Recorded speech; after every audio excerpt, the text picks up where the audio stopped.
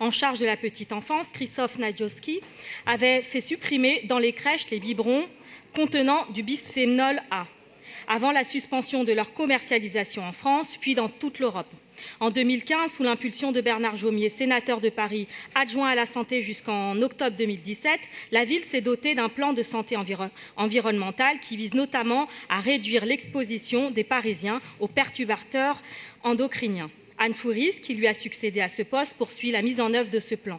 Le groupe écologiste continue également à être mobilisé sur le sujet. Pour preuve, notre vœu adopté en décembre 2017 relatif à l'exposition aux perturbateurs endocriniens et demandant que Paris adhère à la charte Villes et territoires sans perturbateurs endocriniens de l'association Réseau Environnement Santé. Ou encore notre vœu adopté en mai 2018 engageant la ville de Paris à supprimer le plastique de ses cantines à l'horizon 2022. Le réseau environnement santé est donc un appui précieux, notamment grâce à sa charte Villes et territoires sans perturbateurs endocriniens. Paris a d'ailleurs été la première ville à signer la charte de ce réseau, qui demande notamment la mise en place d'un plan comportant l'interdiction des produits phytosanitaires et biocides contenant des PE sur leur territoire, la réduction de l'exposition aux PE dans l'alimentation, la mise en place des critères d'éco-conditionnalité interdisant les PE dans les contrats et les achats publics, ou encore l'information annuelle des citoyens sur l'avancement des engagements pris. À ce titre, l'association Réseau Environnement Santé organise la 2e rencontre européenne de l'appel du Wingspread à l'appel de Paris. Elle aura lieu le 29 septembre prochain, en clôture des Journées parisiennes de la santé environnementale, qui seront consacrées à la réduction de l'exposition des populations aux pollutions en lien avec la qualité de l'air et les perturbateurs endocriniens. En attendant, ce mardi matin, plusieurs élus de notre Assemblée ont sacrifié quelques centimètres de leurs cheveux pour y étudier la présence de phtalate, un composant très utilisé dans les plastiques pour ses propriétés de flexibilité.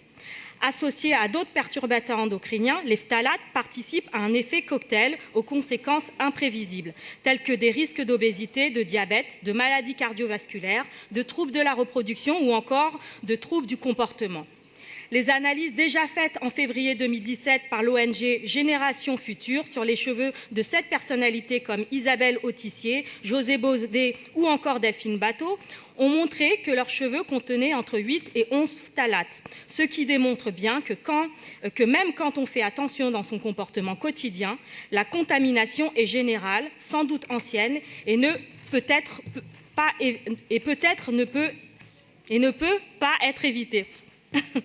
Ces quelques centimètres de cheveux que certains élus ont sacrifiés ce matin permettent de faire concrètement la promotion du projet Campagne zéro phtalate, dosage des phtalates dans les cheveux. L'objectif de ce projet étant de proposer une biosurveillance des principaux phtalates dans les cheveux et ainsi sensibiliser la population sur l'existence des substances toxiques pour soutenir la mise en place de politiques pour un environnement plus sain pour toutes et tous. L'Organisation mondiale de la santé, le Programme des Nations unies pour l'environnement ou encore la Endocrine Society, ils ont tous publié des rapports scientifiques démontrant la menace réelle des perturbateurs endocriniens sur notre organisme. Pourtant, pendant longtemps, le lobby industriel a fait jeu égal avec les études scientifiques. Nous devons donc, en tant que collectivité, nous inscrire clairement dans la défense du principe de précaution pour protéger les citoyens.